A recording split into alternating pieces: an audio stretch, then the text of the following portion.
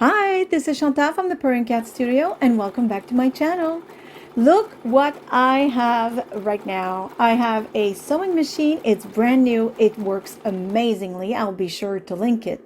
And today I will probably be doing voiceover because in the video I didn't feel like chit-chatting. I was way too concentrated on my creative process. So if you want to see what I come up with, how about we meet each other on the other side of the intro?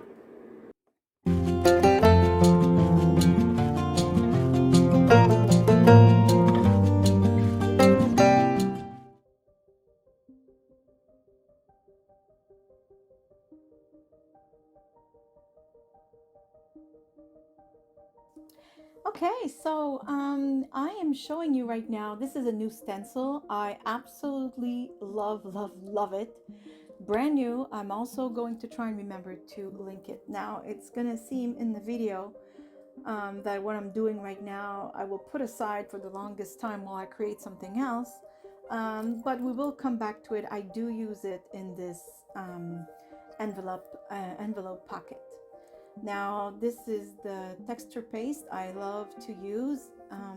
It's so perfect. Like, I have no words to describe it. It's inexpensive and I really enjoy it. I can't link it because it was purchased at Walmart. Today's inspiration came from Ruby and Pearl. Now, what I've done is I started a video watching one of the videos yesterday of Pearl and Ruby, or is it Ruby and Pearl? Now I'm confused. I think it's Ruby and Pearl.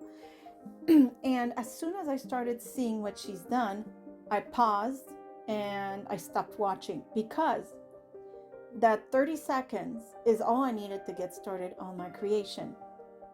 So with that being said, the video that she done is because I didn't watch it, I didn't know how she came about this envelope pocket. And you will see I made it in the most complicated way possible. However, to my defense, I did want to use my sewing machine, which I still could have done have I gone with her method, which is super easy. You just have to open up your envelope completely.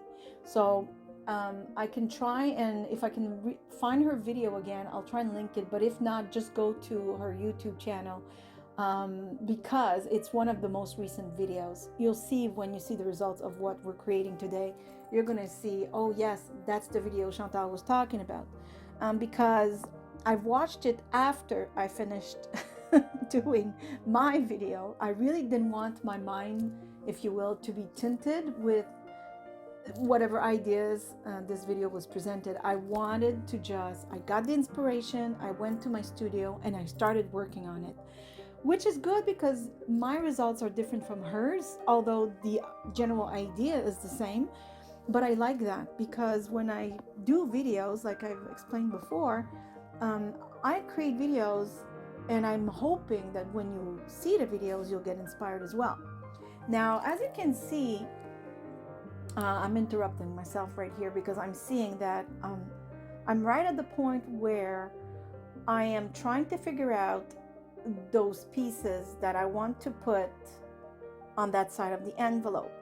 And if you don't know what I'm talking about, the picture that was on the thumbnail, that's what we're creating today, right? So I'm trying to figure out two triangular pieces, if you will, which, had I seen the video before I came down to my studio, I would have simply opened up the envelope and flipped those side panels, if you will, and use that and decorate that. Instead, I left the envelope intact and I created two triangles to go on that side.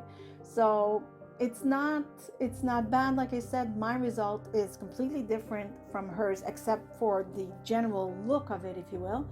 But my pockets are different and what I've added is completely different, and I'm kind of happy with that. But what I'm doing right now might seem a tiny bit complicated. I sure hope that as you watch the video, you'll understand what I'm doing.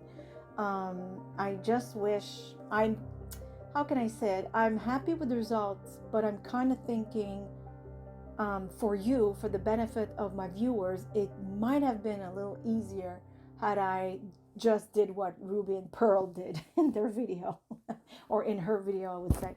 So anyways, right now I'm adding these pieces at the end. A little note on that, I should have chosen, instead of, this is a part of the book page, and I just, I had a press, a punch that looked nice. So I punched the shape that you see right now, and now I will apply it to that part of paper, which will become one of the flaps of the envelope. Now the thing is that in retrospect, I should have punched it in cardstock, because as I'm manipulating the, well, it's not a journal, but the envelope pocket, and as I'm manipulating it, now right now I'm looking at it as we speak in my hands as I'm doing a voiceover, and it's not damaged in any way. I just find that it's not as solid as it should be, because this is paper and it will get manipulated a lot. So as a side note, if you decide to go the way I did, which is the very complicated way, well, please punch pieces in cardstock. However, another side note to this side note, you don't have to add those pieces, because your flaps will connect with one another when you put the eyelets and a ribbon or a rope or whatever it is that you choose to put. I just added that as, an extra something, right? I just liked the look.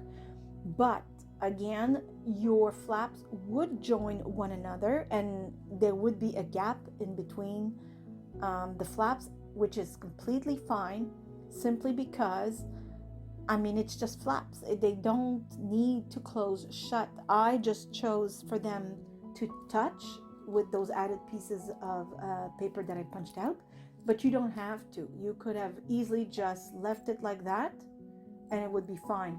It's, as you can see right now, I'm putting on the envelope. So if you can imagine how an envelope is made, this is pretty much like the side flaps that I didn't unglue from the other side, which is okay, because it makes my envelope pocket intact, so I can put items in it, which I do.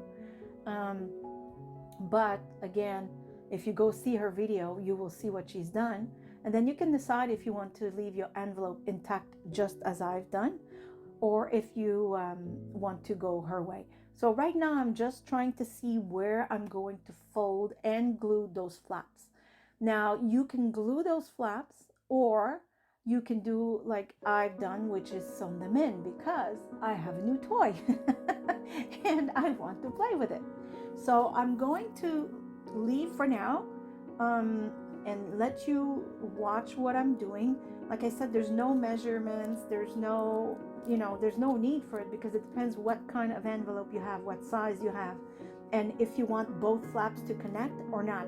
As you can see, I made them connect, but there is absolutely no need for them to connect at all. So I will let you watch this, and I'll come back whenever it's needed.